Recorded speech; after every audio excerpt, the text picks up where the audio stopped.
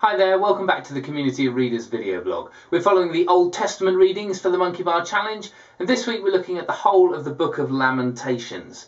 This is called You Are Not Alone. As we read Lamentations, we should cast our minds back to the epic story that we've followed so far.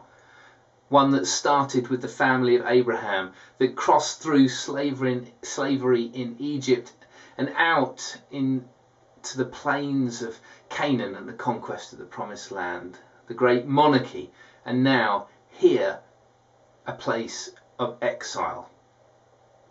It's only with that story that we understand the scale of the despair felt by the people of Israel as their land was wrenched from their grasp, the land given on promise to their forefathers through a covenant with them, taken away as they understood it by the very same God who had made that covenant in the first place.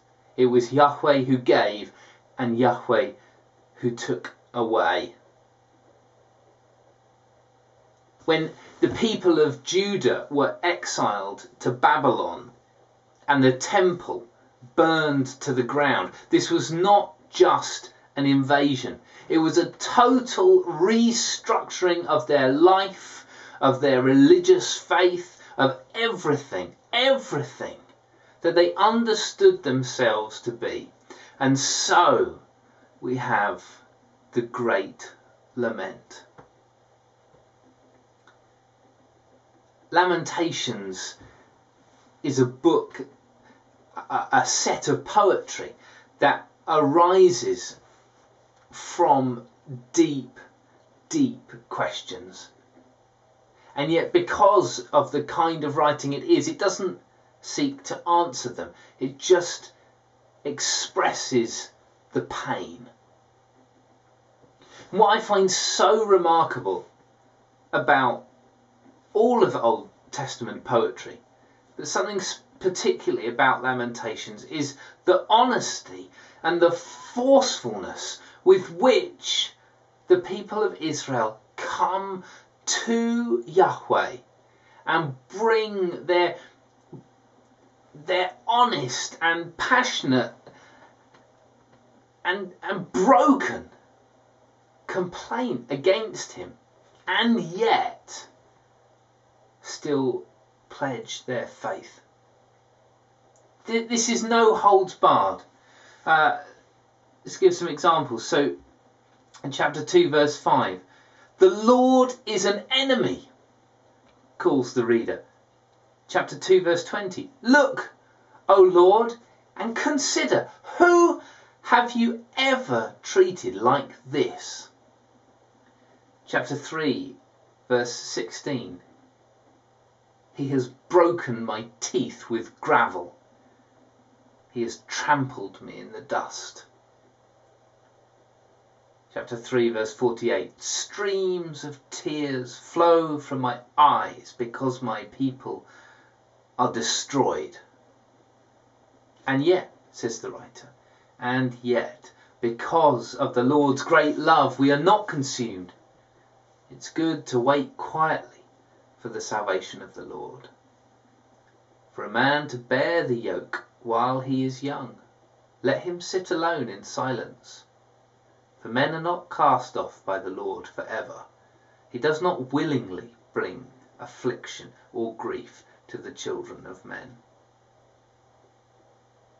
And this almost schizophrenic response is characteristic of Israel's poetry, of its faith in Yahweh. A brazen openness to bare its soul and to call Yahweh for what he is. And yet, on the other hand, to pledge unswerving faith in this violent God.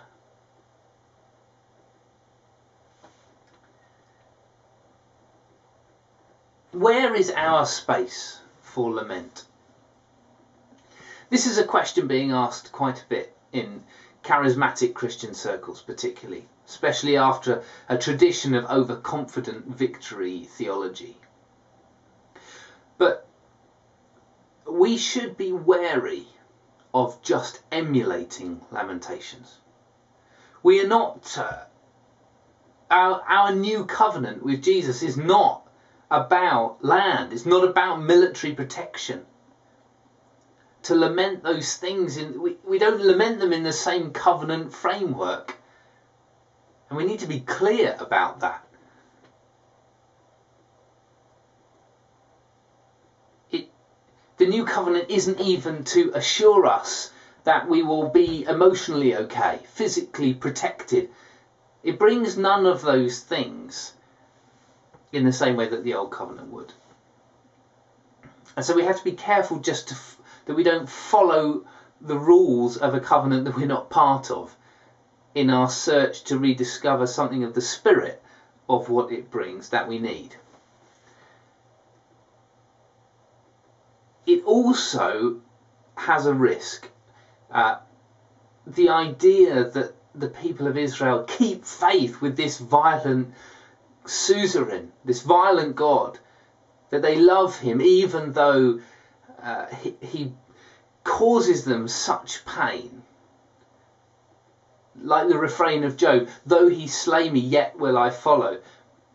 There is something profound there, and yet there's also, in a world in which so many people, particularly women, suffer such violence at the hand of people whom they feel they can't leave because they must trust. We have to be able to question the kind of response that says, I hate you, what are you doing to me? And yet I love you and I'll stick with you anyway. There has to be a point at which we can allow a break to occur. But I wonder if there is a kind of psychology of lament. Because that's really where Lamentations hits. It doesn't answer theological questions. It takes us into the psychology of Israel. And perhaps there is a psychology of lament that we need. I'm thinking in my own British culture, we have traditionally been, traditionally preferred a terribly prosaic complaint to any of this kind of bare your soul passion and an explosion of emotion at Yahweh. We can't relate to that.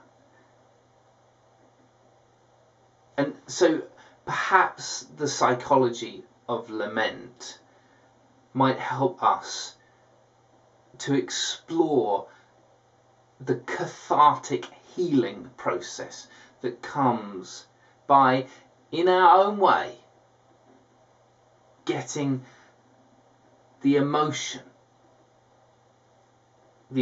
of pain out on the table. And yet, as I think about wider culture now, the postmodern culture I've grown up in, we've almost got the complete opposite, because freedom of expression is so valued. And what Lamentations challenges us on is that lament, complaint, the expression of pain happens well in the context of relationship. It is the covenant with Yahweh that means that Israel can bring its lament in this way. And so this isn't just, it's not just a kind of introspective, self-indulgent expression of something that doesn't go anywhere. It's done in the context of relationship. It's done in the context of faithfulness. Faithfulness is what makes sense of the pain.